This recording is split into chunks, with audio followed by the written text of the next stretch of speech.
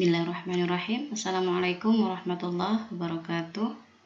Apa kabar semuanya? Saya doakan semoga Anda dan kita semua senantiasa diberikan kesehatan dan semoga Allah senantiasa memudahkan urusan kita. Baik, kembali lagi bersama saya Anissa ya di pembahasan mengenai studi kasus ya untuk persiapan menghadapi ujian tengah semester Anda. Dimana di sini ada sebuah kasus mengenai sistem rental VCD ya, VCD film, di mana di dalam sistem rental VCD film ini ada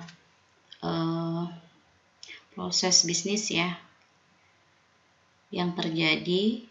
Di antaranya asumsinya adalah terlebih dahulu pelanggan harus melakukan penyewaan VCD. Jadi aturannya adalah pada saat pelanggan ingin melakukan rental VCD film ini, maka terlebih dahulu pelanggan harus melakukan penyewaan VCD. Ya, kemudian di mana satu pelanggan bisa melakukan banyak penyewaan VCD dan satu penyewaan VCD hanya bisa dilakukan oleh satu pelanggan. Kemudian asumsinya adalah dari satu penyewaan VCD ini ya bisa berisi banyak CD ya, bisa berisi banyak VCD dan nanti yang satu VCD ini bisa diisi di banyak penyewaan VCD. Ini adalah identifikasi dari pelanggan, kemudian identifikasi dari VCD adalah ini ya, kemudian identifikasi dari penyewaan adalah ini. Nah, berdasarkan kasus di atas, Anda diminta untuk membuatkan diagram IR lengkap dengan atribut dan cardinality-nya atau cardinalitasnya. Kemudian Anda diminta untuk transformasi dari diagram IR ini ke LRS. Kemudian selanjutnya Anda diminta untuk membuatkan LRS, dan yang terakhir terbentuklah tabel ya, nanti akan diminta untuk menggambarkan tabel atau relasi yang dihasilkan ya dari proses dari diagram IR sampai dengan LRS tersebut.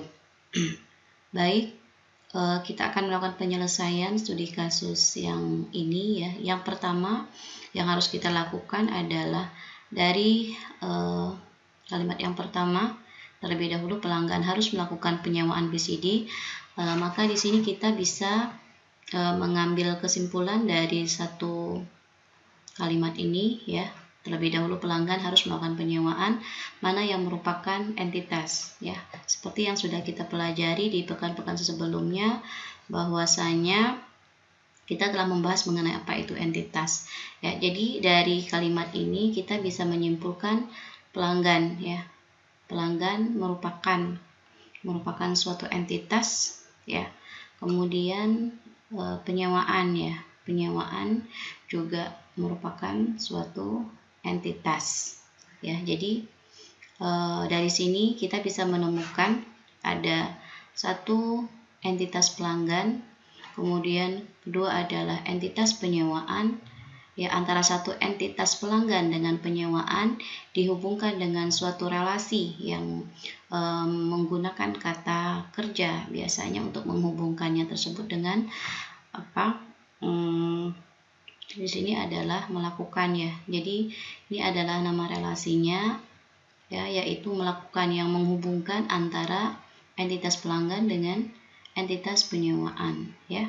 Jadi kalau kita lihat lagi digambarkan ya dalam bentuk IRD-nya, berarti yang pertama itu ada pelanggan, kemudian nama relasinya yang menghubungkan antara entitas pelanggan dengan penyewaan adalah lakukan ya. Ini tahap awal yang harus Anda lakukan. Berarti penggambarannya adalah ada entitas pelanggan, kemudian lakukan, penyewaan ya.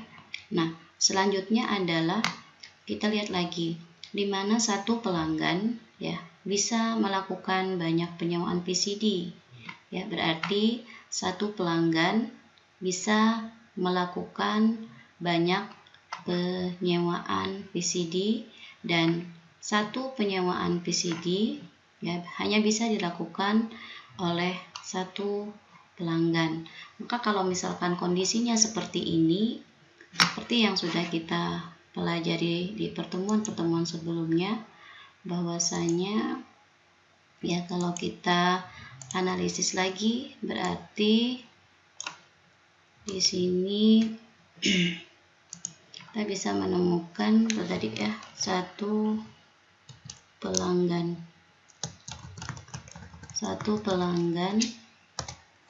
bisa melakukan banyak penyewaan ya. Satu pelanggan bisa melakukan banyak penyewaan, kemudian satu penyewaan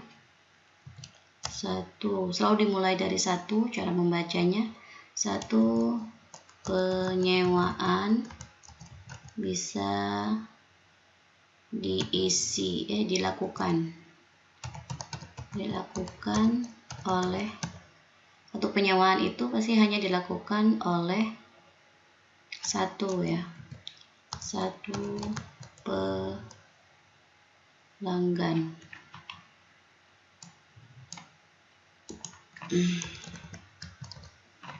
Oke, selalu dimulai dari satu. Cara membacanya, satu pelanggan bisa melakukan banyak penyewaan, berarti banyak ini kita ganti dengan M. Kemudian satu selalu dimulai dari satu ya.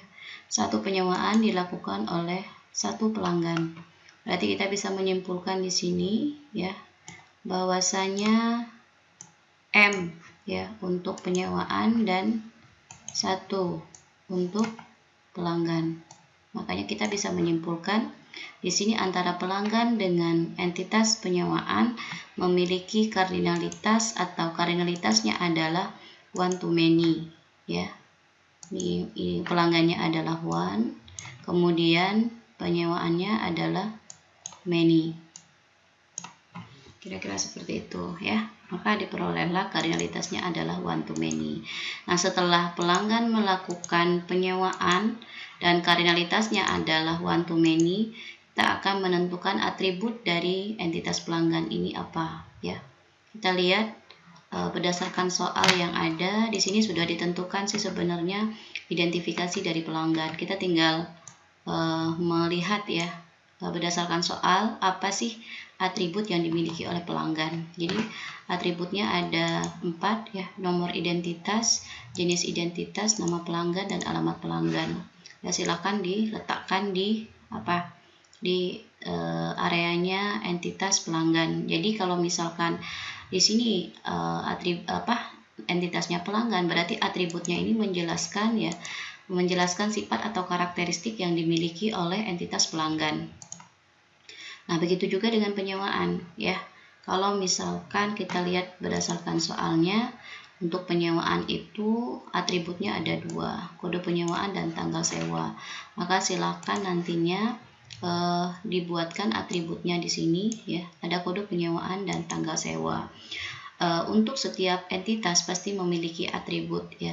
Jadi dari atribut yang ada ini nanti harus kita tentukan mana yang merupakan primary key-nya. Yang merupakan primary key seperti yang sudah kita bahas di pertemuan-pertemuan sebelumnya, bahwasanya yang merupakan primary key adalah pilih atribut yang memiliki sifat unik ya nilainya ya. Kalau misalkan kita ambil sebuah contoh kemarin, misalkan ada entitas mahasiswa, maka atributnya adalah NIM. Karena apa? NIM itu tidak ada yang sama nilainya ya antara satu mahasiswa dengan mahasiswa yang lain. Jadi kalau misalkan dari setiap entitas ya harus kita lihat ya mana yang kita tetapkan sebagai primary key-nya. Kalau misalkan kita lihat di sini, primary key-nya adalah pasti nomor identitas, karena nomor identitas itu akan bersifat unik karena tidak ada satupun pelanggan yang memiliki nomor identitas yang sama. Kemudian yang merupakan primary key silahkan diberi garis bawah untuk membedakan antara mana yang merupakan primary key dan mana yang bukan merupakan primary key. Begitu juga dengan di penyewaan ya, yang unik itu adalah atribut kode penyewaan, silahkan diberi garis bawah. Nah, selanjutnya adalah di dalam menggambarkan entity relationship diagram ini, ya kita juga harus menentukan atribut untuk relasinya. Di mana untuk menentukan atribut dari relasi ini, kita harus melihat tingkat kardinalitasnya antara satu entitas dengan entitas yang lain. Kalau kardinalitasnya adalah one to many, maka atribut untuk relasi diambil dari primary key yang ada di entitas kiri dan kanannya. Berarti di sini atributnya adalah nomor identitas dan kode penyewaan, ya. Kemudian kedua entitas ini silakan Anda beri garis bawah, ya. Nah, selanjutnya adalah berdasarkan studi kasus ini, kita tadi sudah sampai sini ya analisisnya ya. Nih. Nah, kemudian di sini kita lihat lagi satu penyewaan VCD berisi banyak VCD, berarti di sini akan ada hubungan ya antara entitas penyewaan ini dengan VCD. Maka di sini kita buatkan penyewaan itu nama relasinya adalah isi ya, isi ya, ini berisi banyak VCD dan satu VCD bisa diisi di banyak penyewaan VCD. Nah, kalau misalkan kita lihat lagi ya, berarti ada hubungan antara penyewaan dengan VCD. Dimana kalau kita lihat asumsinya tadi, bahwasanya satu penyewaan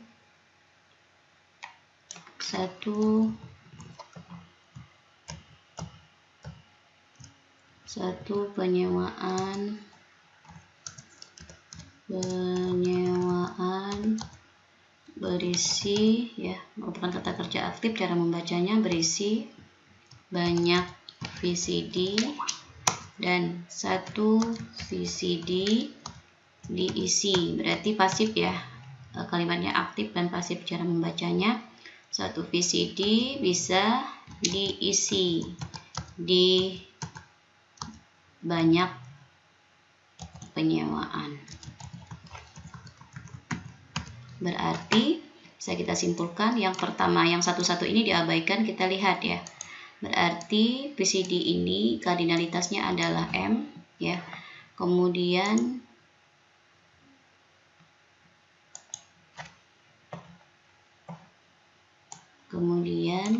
penyewaannya juga M ya.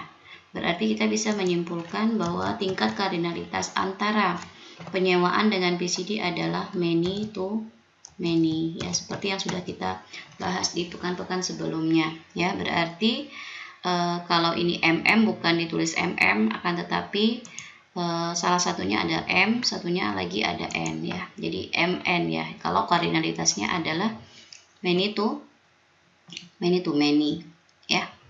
Nah, setelah kita menentukan ya tingkat kardinalitas antara penyewaan dengan VCD, di soal juga di studi kasus ini juga sudah ditentukan ya atribut dari VCD itu apa. Tinggal dipindahkan saja gitu ya ke entitas VCD ya, ini yaitu kode VCD-nya, judul, jumlah keping, dan jumlah film. Nah, selanjutnya untuk melakukan atau menentukan atribut untuk relasi ini, relasi isi, maka seperti yang sudah kita bahas di pertemuan-pertemuan sebelumnya, bahwasanya cara menentukan atribut untuk relasi isi ini tetap melihat kardinalitasnya ya. Jadi kalau kardinalitasnya adalah many to many, maka atribut untuk relasi sama sih sebenarnya tinggal diambil dari primary key yang ada di entitas kiri dan kanannya. Selanjutnya adalah ditambah lagi dengan minimal ya, minimal satu atribut tambahan, yaitu di sini atribut tambahnya adalah quantity, karena jumlah penyewaan ini pasti akan berbeda ya antara satu VCD dengan VCD yang lain. Kemudian ada harga juga kalau mau ditambahkan. Jadi minimal harus ada satu atribut tambahan ya. Jadi dari sini kita bisa berdasarkan soal tadi kita bisa menggambarkan entity relationship diagramnya seperti ini gitu ya. Ini adalah simbol entitas, ini adalah simbol relationship-nya. Setiap entitas memiliki atribut, kemudian akan ada tingkat kardinalitas antara satu entitas dengan entitas yang lainnya. Ya. Nah, setelah menggambarkan IRD, ya, selanjutnya kita akan menggambarkan transformasi IRD ke LRS. Bagaimana cara menggambarkannya? Cara menggambarkannya adalah jeplak ya. Jadi harus sama persis dengan IRD-nya ini ya. IRD-nya silakan digambarkan kembali ya. Kemudian yang membedakannya kalau di transformasi ini kita akan melakukan pengelompokan gitu ya. Nanti kita akan menentukan relasi ini akan ikut ke entitas yang mana. Karena ada acuannya untuk melakukan transformasi seperti teori yang sudah kita bahas, bahwasanya kalau kardinalitasnya adalah one to many, maka relasi akan ikut ke many. Ya, relasi akan ikut ke many. Makanya di sini kotaknya silahkan dibuatkan kotak garis putus-putus seperti ini. Kemudian yang one-nya akan dikotakin sendiri. Nah, kalau kardinalitasnya adalah many to many, maka relasi ini tidak ikut ke penyewaan, dia juga tidak ikut ke VCD. Akan tetapi dia akan dikotakkan sendiri seperti ini. Nah, setelah selesai proses transformasi ya, setelah selesai proses transformasi IRD ke LRS ini, maka kita akan bisa menyimpulkan gitu ya, nantinya akan terbentuk berapa LRS sesuai dengan kotak yang dihasilkan. Ada 1, 2, 3, 4. Maka kotak yang pertama itu adalah pelanggan, maka nanti akan ada entitas akan ada LRS yang namanya adalah pelanggan, di mana nama LRS-nya berada di luar kotak dan nama atributnya berada di dalam kotak. Ya, jadi atribut yang di kotak pertama ini berada di dalam kotak, nama entitasnya akan menjadi nama LRS-nya, yaitu pelanggan ya, di mana nomor identitas sampai dengan alamat pelanggannya akan diletakkan di dalam kotak seperti ini. Berarti ada satu kotak yang pertama yaitu pelanggan. Kotak yang kedua yaitu ada penyewaan ya. Jadi relasi ini tidak akan menjadi nama LRS karena apa? Dia ikut ke penyewaan. Makanya di sini akan ada kotak yang kedua yaitu penyewaan, di mana atributnya ada kode penyewaan, tanggal sewa dan nomor identitas. Kita lihat di sini ya, kotak yang ini kode penyewaan, tanggal sewa dan nomor identitas. Karena relasinya ikut ke penyewaan, berarti akan ada panah ya yang mengarah menuju ke penyewaan, karena nanti nomor identitas ini akan masuk ke sini. Ya, dimana nantinya yang merupakan primary key adalah kode penyewaan, sementara nomor identitas ini merupakan foreign key. Ya, seperti yang sudah kita bahas kemarin ya, apa itu foreign key? Dimana di suatu entitas dia merupakan suatu primary key, tapi di entitas yang lain dia bukan merupakan primary key. Ya, itu kotak yang kedua. Selanjutnya kotak yang ketiga. Ya, ada kotak yang keempat, VCD. Berarti ada 4 kotak ya. Kemudian ada VCD. VCD itu ada kode VCD, judul, jumlah keping, dan jumlah film. Dimana kalau kardinalitasnya adalah tadi many to many, maka relasi ini akan berdiri sendiri, yaitu isi, dimana panahnya akan menuju ke relasi isi seperti ini. Dan ya, primary key yang dari LRS sebelumnya yaitu ini ya, kode penyewaan akan masuk ke sini. Ini juga kode VCD akan masuk ke sini, ditambah lagi quantity dan harga barang, harganya. Ya, kira-kira ini adalah bentuk logical record structure ya. Ini adalah LRS-nya. Nah, dari sini nantinya ya kita bisa menyimpulkan ada tabel yang nantinya akan dihasilkan ya. Dari sini kita bisa menentukan nih, oh berarti akan ada 4 tabel yang dihasilkan, dimana nanti untuk menggambarkan tabelnya kita bisa melihat ya, kalau di sini berarti LRS yang terbentuk ada 4 seperti ini, berarti nanti akan ada 4 tabel yang dihasilkan ya, dimana nantinya nama LRS akan menjadi nama tabelnya. Contohnya adalah pelanggan, nama tabelnya adalah pelanggan, kemudian atributnya akan menempati kolom-kolom.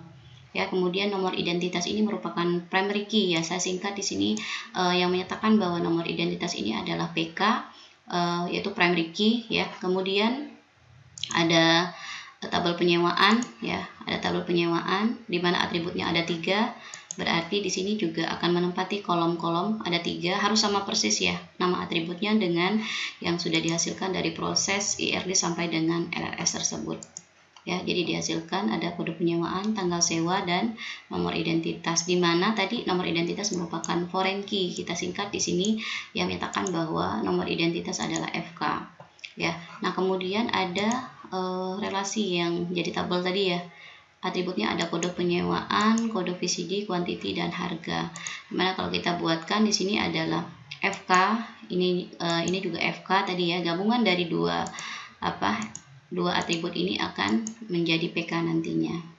Jadi kalau di tabel isi ada 4 atribut, maka di tabelnya juga akan ada 4 atribut seperti ini ya. Tapi FK nanti atribut yang menjadi primary key pada tabel isi adalah gabungan dari dua atribut ini ya. Begitu juga yang terakhir ada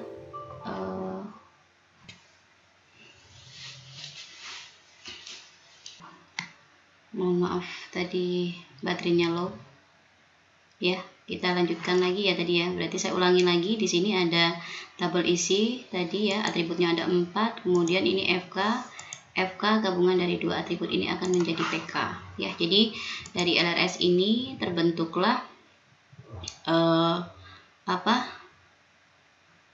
LRS, kemudian kita buatkan LRS-nya sampai dengan terbentuknya tabel.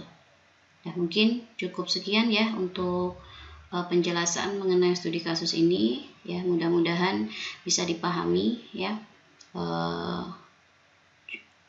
Mungkin cukup ya untuk video pembelajaran kali ini ya. Insya Allah kita lanjutkan lagi di video pembelajaran selanjutnya ya.